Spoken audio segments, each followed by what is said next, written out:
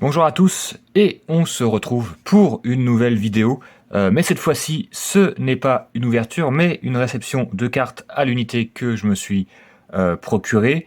Et en cadeau bonus, un petit booster à la fin de la vidéo sur Flamme ME2. Alors, ce n'est pas un booster que j'ai retrouvé dans mon grenier, comme certaines vidéos avec des boosters à 3000 €, bien évidemment.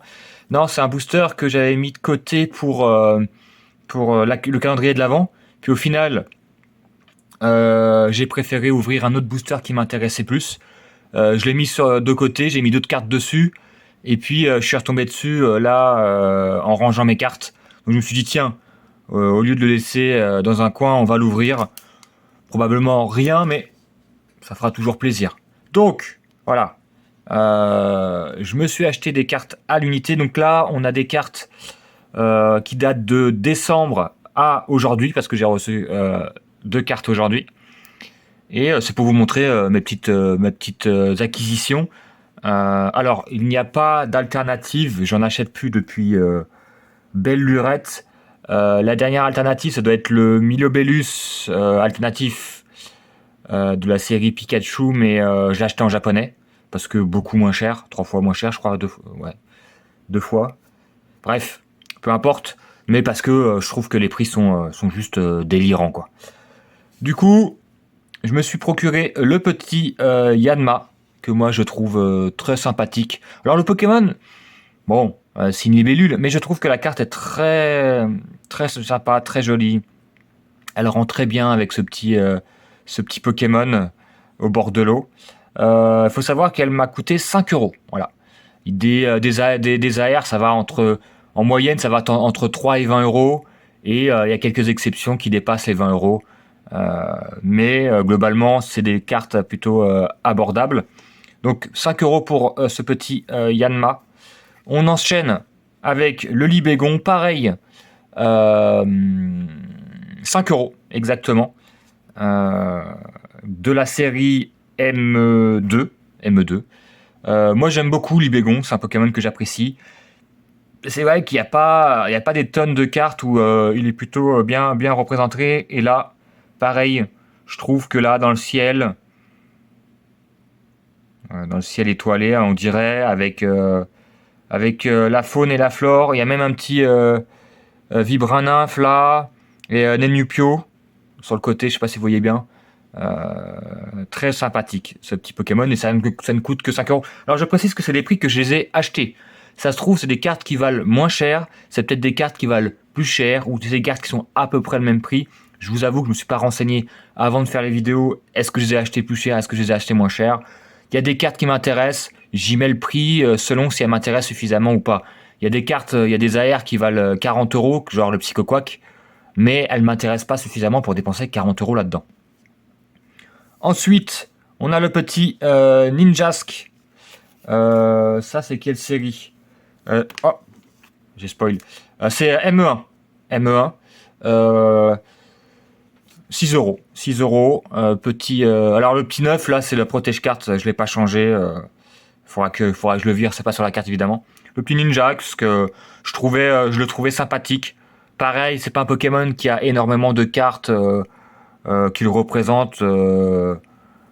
Donc voilà. Je sais qu'il y a le Munja, son autre évolution, qui était à 3 €.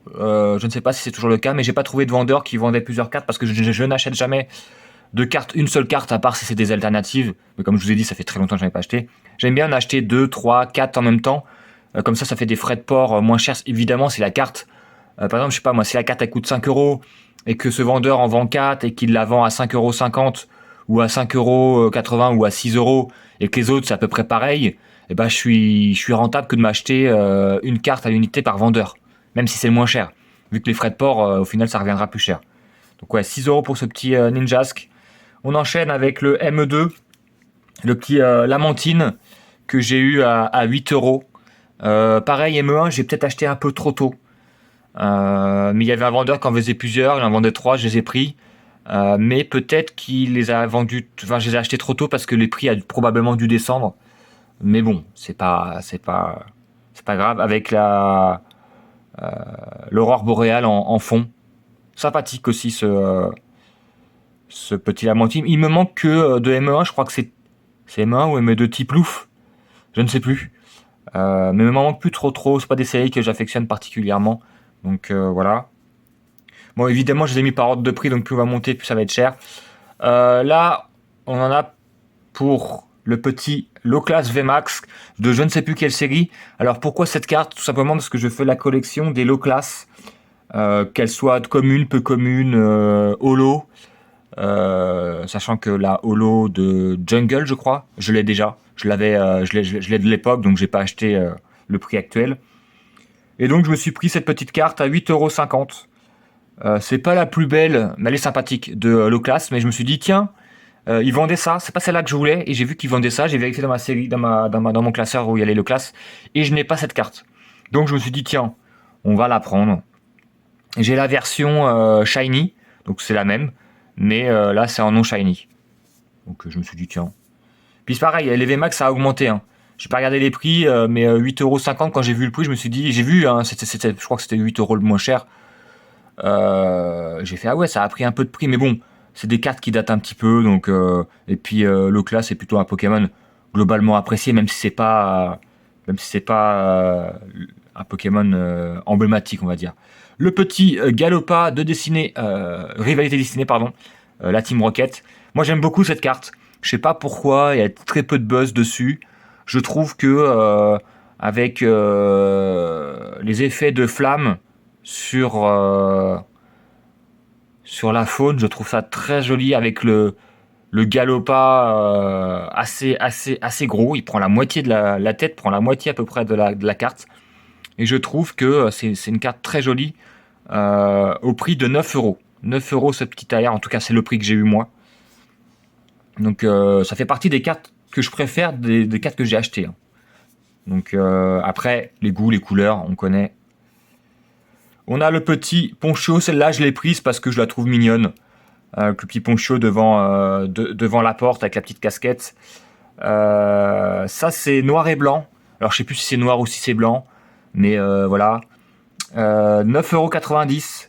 Pareil, je l'ai peut-être un peu acheté un peu plus cher que maintenant. Mais il faut savoir que Noir et Blanc fait partie des séries un peu, on va dire, qui sortent du lot. Pas par rapport à la série ou en carte. Mais la série, les AR sont globalement plus chers que les séries habituelles. Alors on est sur une 1.5, c'est vrai, mais c'est une série qui était facilement trouvable en magasin l'été dernier. Mais c'est parce que il y a aussi énormément d'AR dans chaque set. Je sais plus combien il y en a, mais il y en a au moins 30 dans 30 dans noir et 30 dans blanche. Je crois que c'est même plus que ça. Je crois qu'on ne doit pas être loin de 40. Bref. Et donc du coup, les prix sont en moyenne plus chers parce que plus difficile à dropper vu le nombre. Donc s'il y en a une qui vous intéresse, c'est compliqué. Donc 9,90 cette petite carte. Et là pareil, noir et blanc, 9,90 le même prix. Avec le petit feuillage joue pareil, c'est pas un Pokémon. Voilà, vous pouvez voir qu'il n'y a pas que des Pokémon que je surkiffe de ouf. C'est pareil, un feuillage joue, c'est pas un Pokémon que j'apprécie parmi les Pokémon. Même par rapport à ses frères là, t'as Feuillou. Non, ça c'est l'évolution. T'as la version singe d'eau et singe de feu, je ne sais plus comment ils s'appellent. C'est pas des Pokémon que j'apprécie, mais pareil. Là, vous savez très bien, vous commencez à me connaître. Le côté jungle, très stylé. Puis j'aime bien, il y a plusieurs Pokémon. Là, il y en a un autre là. Je trouve ça très très mignon. Très sympathique. Après, encore une fois, c'est les goûts, les couleurs. Mais j'avoue que les cartes assez fournies en nature, moi j'aime bien. Puis pareil avec les reflets de l'eau et tout. Bon là, il n'y en a pas, mais... on l'a vu avec le Yann Mega. J'aime beaucoup ce genre de carte là voilà, par exemple. Hop, on met ça de côté. On enchaîne avec le petit Vépilière de noir et blanc de 13 € celui-là. Alors c'est pas une carte que je surkiffe de ouf, mais je trouve quand même le rendu plutôt classe. Tu vois, je trouve que c'est plutôt simpliste mais efficace. J'aime beaucoup l'évolution de Vépilière, Majaspic, mais pareil, il me manque quelques cartes de noir et blanc parce qu'en fait j'en ai ouvert mais j'ai pas beaucoup de drop. Le souci c'est que les cartes elles coûtent un peu bonbon. Il y avait Sorbouboule, je crois, c'est ça la dernière évolution du cornet de glace, mais elle est à 45 balles. Donc elle est très jolie sur la maison et tout, mais c'est 45 boules quoi. Ça fait partie des cartes AR les plus chères de tout écarlate et violet. Donc je l'aime beaucoup, mais plus que le Psychoquack, mais ça fait mal au cucu. Alors peut-être un jour, peut-être que noir et blanc va baisser de prix, mais là ça fait déjà 6 mois, donc on verra.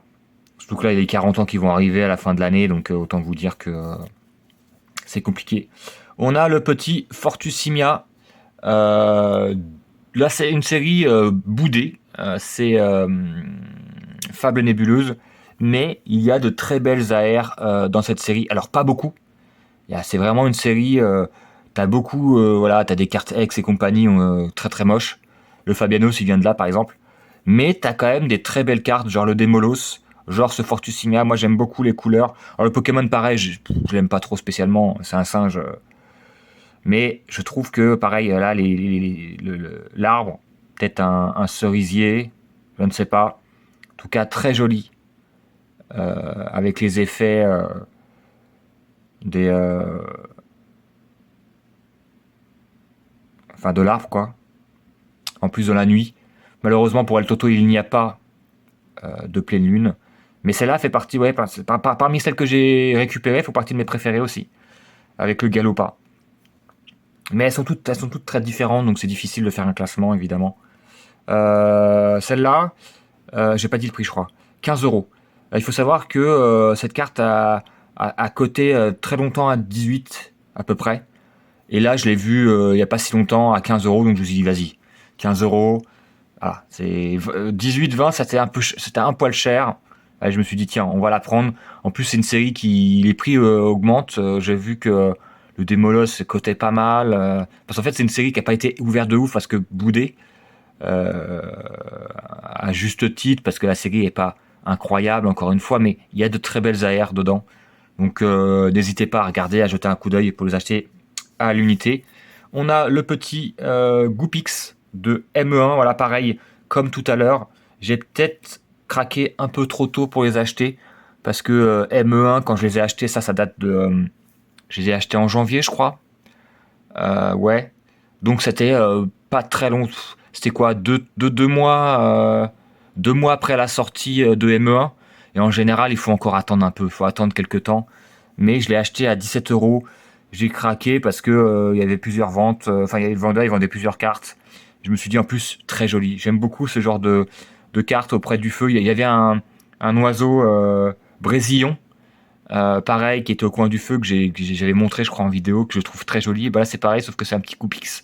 Alors, c'est pas exactement la même vue, le même point de vue, mais voilà, je trouve que ça fait bien ressortir le pelage du petit Goopix. Le Goopix de base, hein, pas d'Alola, évidemment. Très sympathique, mais c'est vrai que ça commence à faire un peu mal au cucu, quoi. 17 balles, tu vois que ça commence à grimper. Ensuite, je crois qu'on est à l'avant-dernière. Une autre carte de rivalité de destinée, le Démolos, que je trouve pareil très stylé. Le Démolos qui saute, là, qui fait une sorte de salto au-dessus de son dresseur. Pareil, c'est là je l'ai attendu parce que je trouvais que le prix était vraiment un peu trop excessif pour moi. Et au final, je l'ai acheté à moins de 20 euros. Je crois que c'était 19,90, mais on va arrondir à 20. Et ça faisait partie des rivalités destinées qui me manquaient et que je voulais. Il y en a d'autres qui me manquent, hein. Notamment la Ratatak, mais c'est pas la plus chère, je crois que c'est 9 euros. Mais c'est juste que j'ai pas trouvé de vendeur qui vendait la carte à un prix raisonnable avec d'autres cartes pour les frais de port, encore une fois. Donc ouais, très sympathique. Puis pareil, c'est des molosses. Ça fait très longtemps que c'est un Pokémon qui n'a pas été mis à l'honneur. Alors, je vous ai parlé des molosses, enfin de la nébuleuse, qui était sympathique aussi dans les bois. Mais c'est vrai que là, ils ont fait des très jolies cartes de Démolos. Il fallait attendre des cartes de Molos sympas, il fallait attendre, je crois que c'était Wizard. Donc ça commence à dater. Et la dernière carte, la plus chère, euh, c'est la même série, je crois. Ouais, Destinée, Réalité Destinée.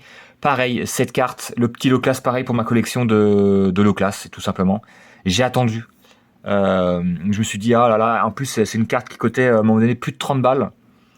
Je ne sais pas, je pense que c'est Ondine qui doit mettre le prix à cette carte.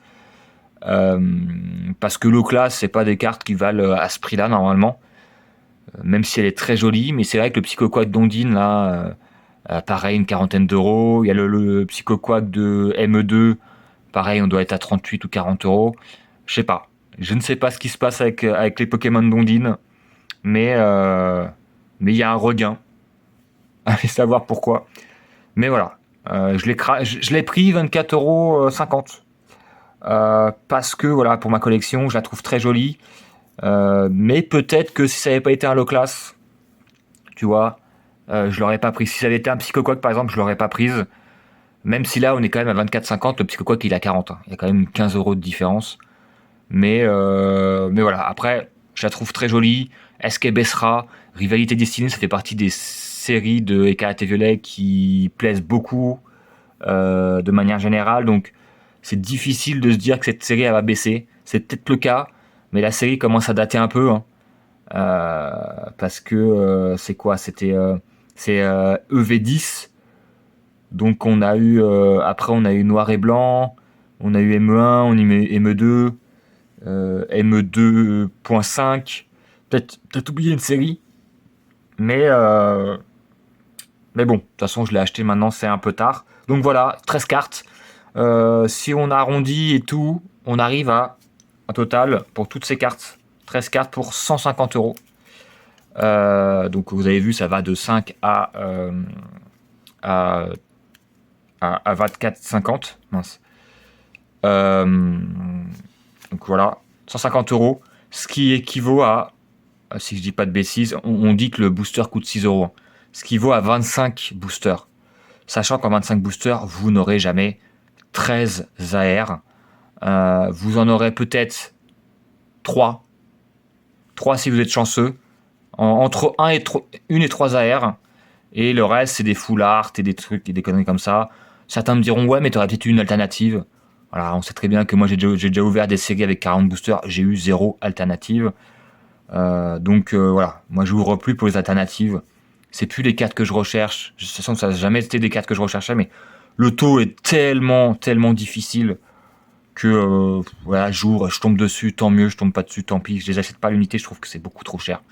Il y a beaucoup trop d'alternatives. Là, je vois dans la dernière, la ME2.5, il y en a plus de 20. Et sur les 20, il y en a 3-4 qui valent vraiment le coup.